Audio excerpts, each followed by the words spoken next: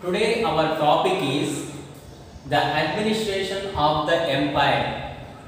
The administration of the empire in Chola's ruling time, in Chola's period, the administration of the empire.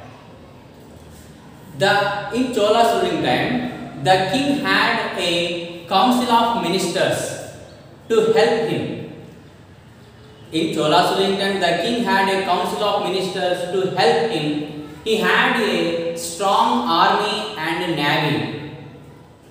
The empire was divided into mandalams or provinces. The empire was divided into mandalams or provinces. Further subdivided into Varanadus and Nadus. Further subdivided into Nadus, Varanadus and Nadus. So, in Chola's ruling time, the king had a council of ministers to help him. He had a strong army and navy. The empire was divided into mandalams or provinces. Further subdivided into Varanadus and Nadus. Settlements of peasants known as Ur means the settlements of peasants known as Ur became prosperous with the spread of irrigated agriculture. Groups of such villages formed larger units called Nadus. So, settlements of peasants known as Ur means settlements of peasants became prosperous with the spread of irrigated agriculture. Groups of such villages formed larger units called Nadu. The village council and the village council and the Nadu performed several administrative functions including dispensing justice and collecting taxes. The village council and the Nadu performed several administrative functions including dispensing justice and collecting taxes. Okay, children? Right. Rich peasants of the Vellala caste. Rich peasants of the Vellala caste exercised considerable control over the affairs of the Nadu under the supervision of the central Chola government. The rich peasants of the Vellala caste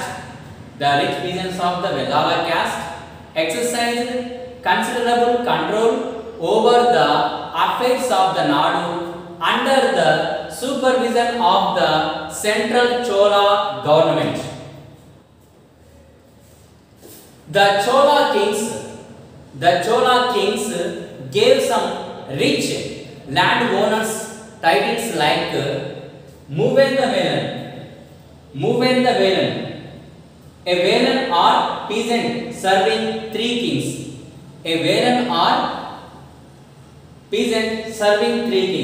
Called Muvendavelan. The Chola kings gave some rich landowners titles like Muvendavelan, a Velan or peasant serving three kings. Muvendavelan. Next, Arayar means chief. Arayar, chief or etc. Chief, Arayar, chief. As makers of respect and entrusted them with important offices of the state of the center. as makers of respect and entrusted them with important offices of the state at the center. Brahmins often received land grants or Brahmadeya. Brahmins often received land grants or Brahmadeya. Brahmadeya means land grants or Brahmadeya. Brahmins often received land grants or Brahmadeya. As a result, a large number of Brahmana settlements emerged in the Kaveri Valley as in other parts of South India. So, Brahmanas often received land grants or Brahmadeya, land grant or Brahmadeya. As a result, a large number of Brahmana settlements emerged in the Kaveri Valley as in other parts of South India. Each Brahmadeya was looked after by an assembly or sabha. So each Brahmadeya was looked after by an assembly or sabha of prominent Brahmana landowners or landlords. So each Brahmadeya was looked after by an assembly or sabha of prominent Brahmana landlords. Their decisions were recorded in detailed inscriptions, often on the stone walls of temples. So their decisions, each Brahmadeya was looked after by an assembly or sabha of prominent Brahmana landlords. Their decisions were recorded in detailed inscriptions, often on the stone walls of temples. You know, there are so many temples. On the temples of the walls, there are some writings also there. You must observe some temples in their walls. Some letters and the writings also there. Okay, you must observe that. Those are called stone inscriptions or rock inscriptions. So the decisions were recorded in detailed in inscriptions, often on the stone walls of temples.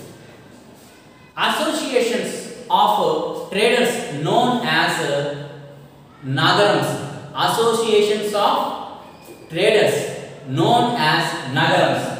Nagarams means associations of traders known as nagarams also occasionally performed administrative functions in towns. Okay, nagarams means the associations of traders known as nagarams also occasionally performed administrative functions in towns. Inscriptions from Uttarameluru in Chengalpattu district, Tamil Nadu. Uttarameluru. Inscriptions from Uttarameluru in Chengalpattu district in Tamil Nadu. Inscriptions from Uttarameluru in Chengalpattu district, Tamil Nadu provide detail of the way in which the Sabha was organized. So, these Uttarameluru in Chengalpattu district in Tamil Nadu, the inscriptions from Uttarameluru, Chengalpattu district, Tamil Nadu provide detail of the way in which the Sabha was organized. The Sabha had the Sabha had separate committee to look after irrigation works, grounds, gardens, temples, etc. So the Sabha or the assembly, the Sabha had separate committee to look after irrigation works, gardens, temples, etc. Names of those eligible to be members of these committees were written on small tickets of a palm leaf. Okay children, you understand? The Sabha had separate committee to look after irrigation works, gardens, temples, etc. Names of those eligible to be members of these committees were written on small tickets of palm leaf.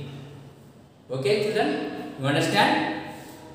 These tickets were put into an earthenware pot from which a young boy was asked to take out the ticket on one by one for each committee. So these tickets were put into an earthenware pot from which a young boy was asked to take out the tickets one by one for each committee.